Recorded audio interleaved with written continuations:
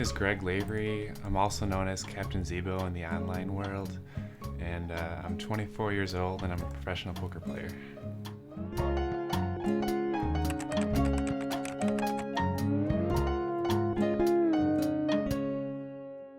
I grew up in Illinois, in a suburb of Chicago.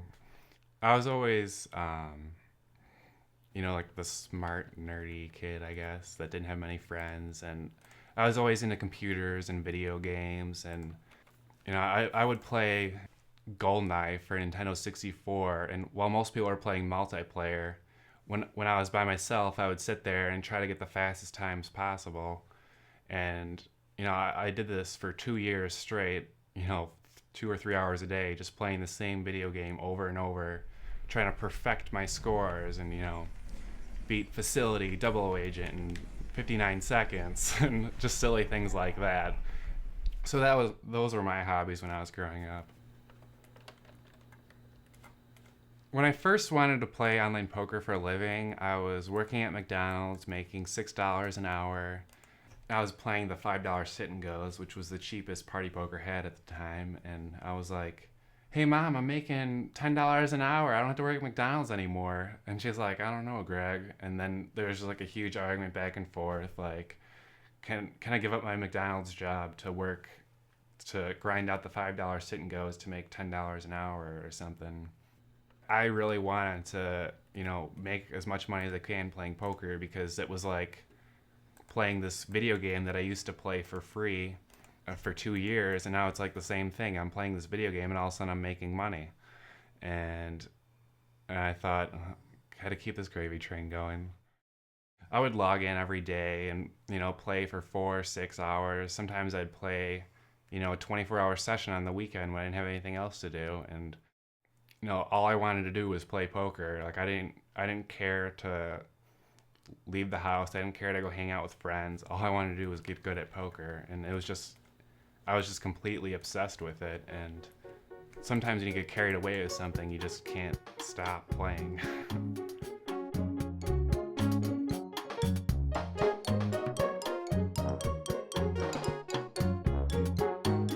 Simpsons has always been my favorite show. I've been watching it since season 1 when I was 6 or 7 years old.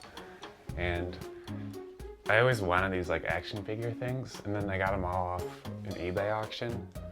And there's I kind of organized them by these are the town kids, and these are the random characters.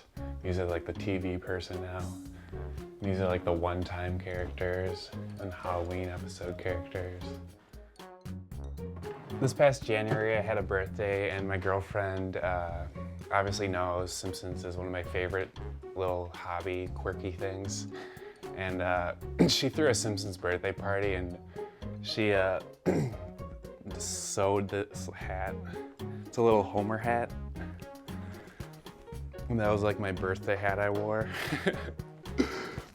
So she's pretty good like that.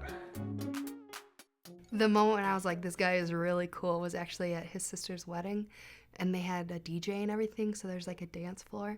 And Greg goes out there and just starts cutting a rug. It was hilarious. Because he's 6'7" and gangly as all get out. And he was doing the robot and all this stuff. It was really funny.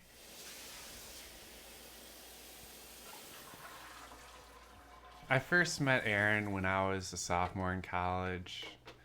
I saw her and I thought she was funny and cute, and I wanted to date her or whatever, but she was taken, so I kind of gave up that hope. And then, a year or two goes by, and that relationship fizzles out, and we started hanging out more, and, we went for dinner, and we started to become friends again. I'll check. Well, Bert is going to check this. We were in the same dorm at college, and he was a sophomore my freshman year. And some of the girls on my floor were friends with him from high school. And so, I got to know him through there. She had to pursue me more than I had to pursue her. It's true. So she feels weird about it. Yeah. I was like, Greg, I kind of like you. And he was like, that's nice. It took a while. It took a lot of convincing. But Yeah, once I was there, I was sold, though. Yeah, right. Since we moved in together, it's just been a lot of fun because she was my first real girlfriend. I never had a girlfriend before her, and I think I hit the jackpot right off the bat. I didn't know anything about poker before I met Greg at all. Like, I didn't even know, like, you could play poker online, any of it. I didn't know anything about Texas Hold'em, anything. At first, I thought it was kind of a bad idea, just because it seemed like a really easy way to, like, lose yourself and a lot of money. And so at the beginning, it made me really nervous. But then talking more to Greg about how it is that he plays and how it is that he checks himself and everything, with his finances and with not getting carried away or tilted and stuff like that, I started to have a lot more confidence that he was approaching it more like an investment rather than a gambler.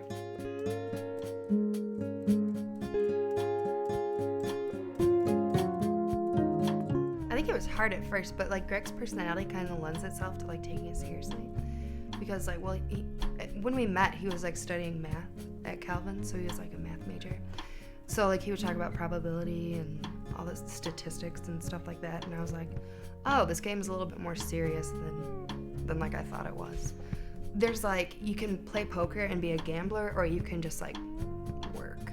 And there's like a difference, I guess, in the way he handles like his money and things like that. Like if he's not doing well, he'll drop down in stakes.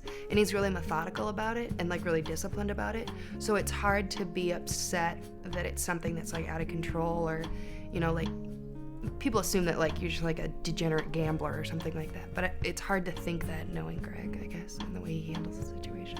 Like 3 years ago when I was telling like professor, like my college advisor, like, I'm thinking about playing poker, and he's like, that sounds about the worst idea I've ever heard. And he didn't say that directly, but that's what he was implying.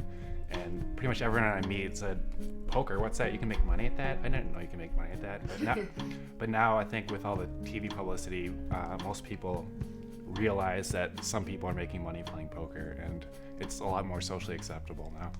And Bert is looking very stubborn. Look at him. I think the hardest part at the beginning was, like in my family, we were always raised like to believe that your job is something that should benefit like society overall, and should really like be something where like you're meeting a need in the world. So that was like the hardest part for me to try to understand, was like, how can you have this job and do it purely for money and not really for like a community benefit or something like that. I don't know if I ever really justified my job.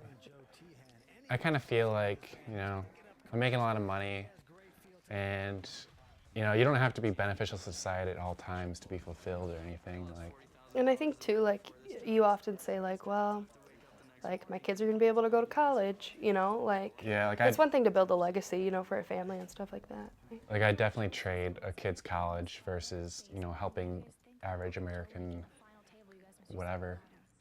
I'm more concerned about myself and my family than my fellow Americans.